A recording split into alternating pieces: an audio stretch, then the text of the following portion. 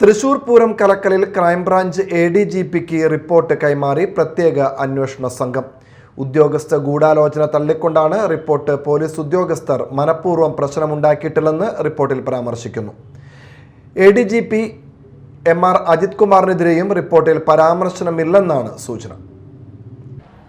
മഠത്തിൽ വരവ് സമയം പോലീസ് ലാത്തിചാർജ് നടത്തിയിട്ടില്ലെന്നും ഏകപക്ഷീയമായ തീരുമാനങ്ങളാണ് തിരുവമ്പാടി ദേവസ്വത്തിന്റെ ഭാഗത്തു നിന്നും ഉണ്ടായതെന്നുമാണ് റിപ്പോർട്ടിൽ. തൊട്ടുമുന്നിലുള്ള പൂരത്തിനിടയിലും പോലീസുമായി വാക്കുതർക്കമുണ്ടായിരുന്നു.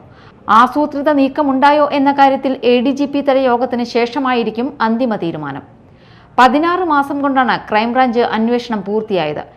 ADGP MR അജിത് കുമാറിനെതിരെയും റിപ്പോർട്ടിൽ പരാമർശമില്ലെന്നാണ് സൂചന.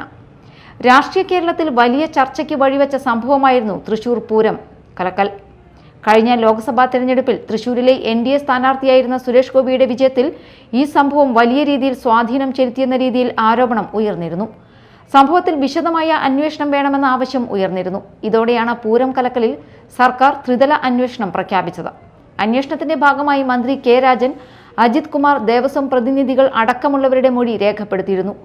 ഔദ്യോഗിക കൃത്യനിർവഹണത്തിനെത്തിയ കമ്മീഷണർ അങ്കിത് അശോകും സംഘാടകരും തമ്മിൽ വാക്കേറ്റമുണ്ടായെന്നും ഇക്കാര്യം അറിയിക്കാൻ അജിത് കുമാറിനെ പലതവണ വിളിച്ചെങ്കിലും ഫോൺ എടുത്തില്ലെന്നും K രാജൻ DGPക്ക് മുൻപാകെ മൊഴി നൽകി.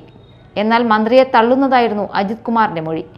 പൂരം മുടങ്ങിയ സമയത്ത് മന്ത്രി വിളിച്ചപ്പോഴേക്കും താൻ ഉറങ്ങിപ്പോയെന്നും പിറ്റേ ദിവസം രാവിലെയാണ് പ്രശ്നങ്ങൾ അറിഞ്ഞതെന്നുമായിരുന്നു അജിത് കുമാർ പറഞ്ഞത്. വിശദമായ മൊഴികളുടെ അടിസ്ഥാനത്തിലും മറ്റും നടത്തിയ അന്വേഷണത്തിൽ അജിത് കുമാറിന് വീഴ്ച സംഭവിച്ചതായി കണ്ടെത്തുകയായിരുന്നു. Media time, Thrissur.